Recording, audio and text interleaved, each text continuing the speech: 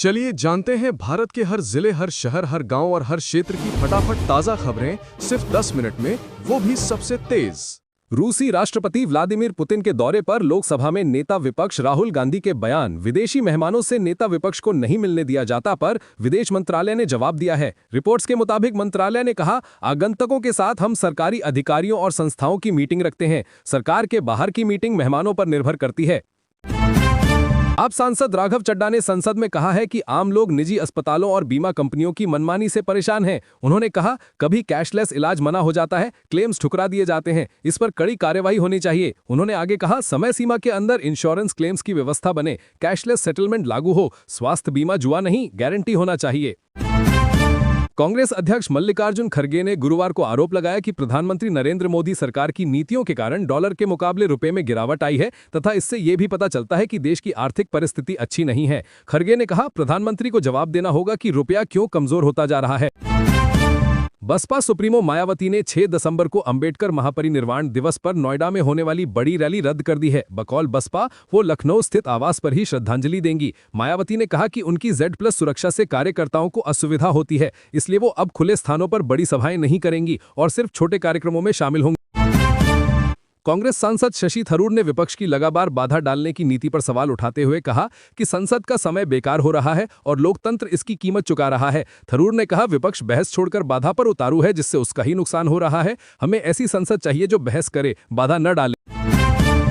BJP सांसद कंगना रनौत ने कहा है कि अगर राहुल गांधी को अटल बिहारी वाजपेयी जैसा बनना है तो वो बीजेपी ज्वाइन कर लें। दरअसल इससे पहले राहुल ने आरोप लगाया था, अटल जी के समय में विदेशी मेहमानों से विपक्षी नेता के मिलने की परंपरा रही है। हालांकि मोदी सरकार ऐसा नहीं होने देती है। इस आरोप पर कंगना ने जवाब दिया। झारखंड में जमुमो कांग्रेस और राजद गठबंधन में तनाव की चर्चाएं तेज हैं। मुख्यमंत्री हेमंत सोरेन और उनकी पत्नी के दिल्ली प्रवास तथा बीजेपी नेताओं से कथित बैठकों ने राजनीतिक बदलाव की अटकलों को हवा दी है। बिहार चुनाव में सीट न मिलने पर जमुमो की नाराजगी भी कारण बनी। हालांकि जमुमो और कांग्रेस ने इसे अफवाह बताया है। रूसी राष्ट्रपति व्लादिमीर पुतिन ने भारतीय अर्थव्यवस्था की तारीफ करते हुए यूरोपीय देशों से उसकी तुलना की है। उन्होंने इंडिया टुडे से कहा, खरीदारी की शक्ति के आधार पर भारत की अर्थव्यवस्था की रैंक तीसरी है। पुतिन ने कहा, आप जर्मनी की मंदी को देखिए, फ्रांस भी बहुत बुरी हालत में है, मंदी के कगार पर है। यूपी सरकार ने आदेश दिया है कि राज्य के सभी सरकारी कर्मचारी 31 जनवरी 2026 तक मानव संपदा पोर्टल पर अपनी चल अचल संपत्तियों का पूरा विवरण अपडेट करें। 31 दिसंबर 2025 तक अर्जित संपत्तियों की जानकारी देना अनिवार्य है। समय सीमा न मानने वाले कर्मचारियों का प्रमोशन स्थायी रूप से रोक दिया जाएगा और उन पर विभागीय कार्रवाई भी की जाएगी। एमसीडी के 12 वार्ड्स में हुए उपचुनाव में बीजेपी ने 7 सीटें अपने नाम की, जबकि आपके खाते में 3 सीटें गईं। कांग्रेस को 1 सीट पर जीत मिली, जबकि 1 seat all India forward block के उम्मीदवार मोहम्मद इमरान यानी चांदनी महल ने जीती। पहले इन सीटों में 9 पर बीजेपी का व 3 पर आपका कब्जा था। पश्चिम बंगाल में बाबरी शैली की मस्जिद बनाने का संकल्प लेने वाले तृणमूल कांग्रेस के बागी विधायक हुमायूं कबीर को सस्पेंड कर दिया गया है। हुमायूं कबीर गुरुवार को बहरामपुर में मुख्यमंत्री ममता बनर्जी की मीटिंग में पहुंचे थे। वहां अपने सस्पेंशन की खबर मिलने के बाद वो मीटिंग की जगह से चले गए। वृंदावन यानी यूपी के कथावाचक इंद्रेश उपाध्याय 5 दिसंबर को जयपुर में हरियाणा निवासी शिप्रा नामक युवती संग शादी के बंधन में बंधने वाले हैं। इससे पहले वृंदावन स्थित इंद्रेश के घर पर घुड़ चढ़ी, कुआं पूजन, हल्दी संगीत, ठाकुर जी की रस्में आदि निभाई गईं, जिसके वीडियो सामने आए हैं। इंद्रेश की शादी जयपुर के होटल ताज आमेर में होनी है। उत्तर प्रदेश लोक सेवा आयोग ने उत्तर प्रदेश प्राविधिक शिक्षा अध्यापन सेवा परीक्षा 2025 के अंतर्गत राजकीय पॉलिटेक्निक कॉलेजों में प्रवक्ता की भर्ती के लिए नोटिफिकेशन जारी किया है। इस भर्ती प्रक्रिया के तहत 513 पदों को भरा जाएगा। इच्छुक और योग्य अभ्यर्थी आयोग की आधिकारिक वेबसाइट uppsc.up.nic.in के माध्यम से आवेदन कर सकते हैं। दोस्तों, वीडियो को एक लाइक और चैनल को सब्सक्राइब करना ना भूलें। लोकसभा अध्यक्ष ओम बिरला बुधवार को लोकसभा की कार्यवाही के दौरान सांसदों के सदन में फोटो खींचने पर भड़क गए और उन्होंने तीखी प्रतिक्रिया दी। कुछ सांसदों के सदन में फोटो खींचने पर स्पीकर ओम बिरला ने कहा, आज तो फोटो खींच ली है, आइंदा फोटो खींची तो मुझे कार्रवाई करनी पड़ेगी। ये सदन है, सदन की गरिमा बनाए रखिए।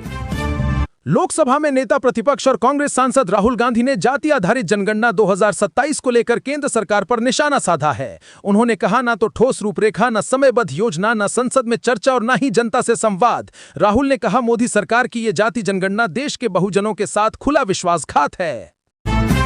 भारतीय तेज गेंदबाज हर्षित राणा ने ट्रोलिंग को लेकर प्रतिक्रिया दी है। राणा ने कहा, मैं सिर्फ इस चीज पर ध्यान देता हूं कि मैदान पर मुझे क्या करना है, बाहर क्या हो रहा है और कौन मेरे लिए क्या कह रहा है, उससे मुझे फर्क नहीं पड़ता।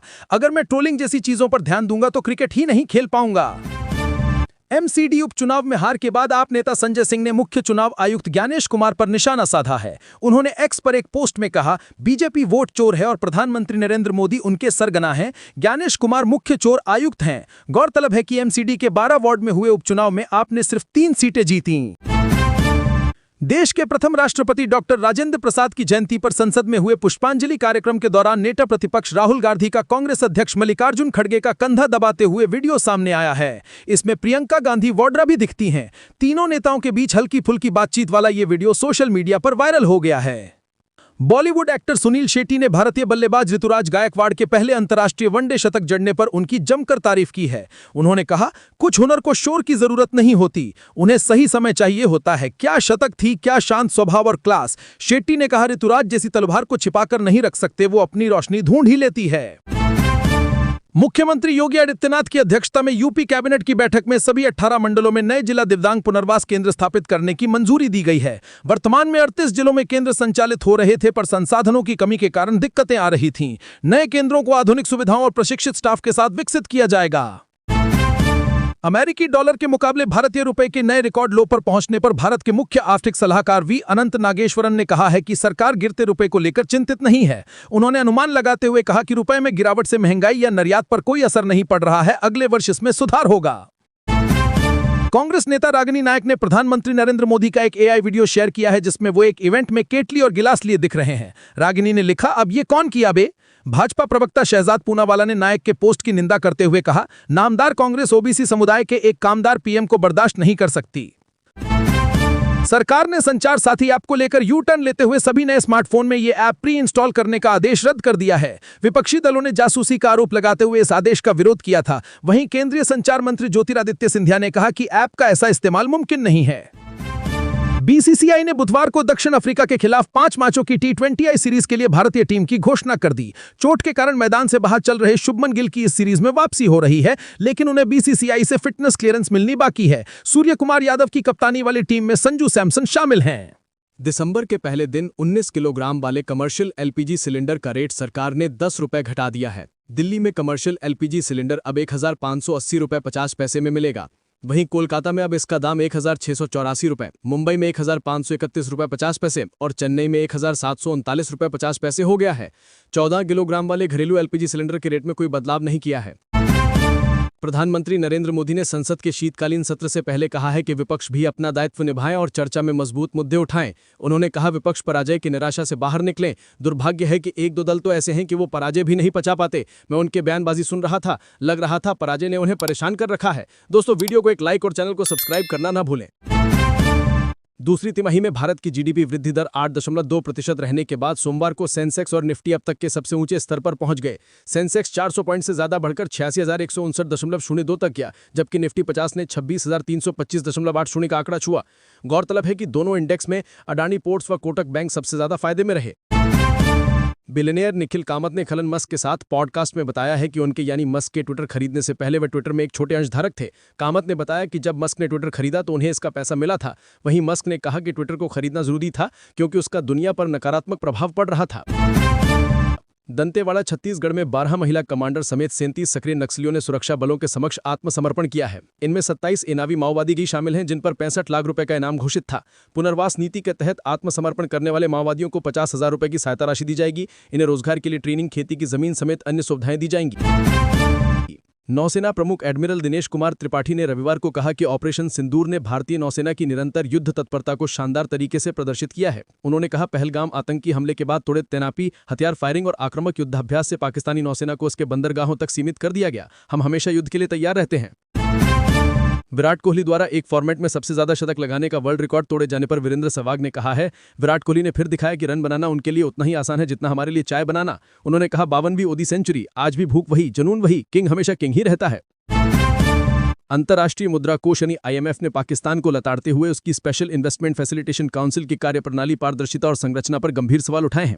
सेना प्रमुख जनरल आसिम मुनीर के नेतृत्व वाली इस काउंसिल को विदेशी निवेश आकर्षित करने के लिए बनाया गया था, लेकिन IMF के अनुसार ये अपने लक्ष्य हासिल नहीं कर सकी। दोस्तों, वीडियो को एक लाइक और चैनल को सब्सक्राइब करना ना भूलें।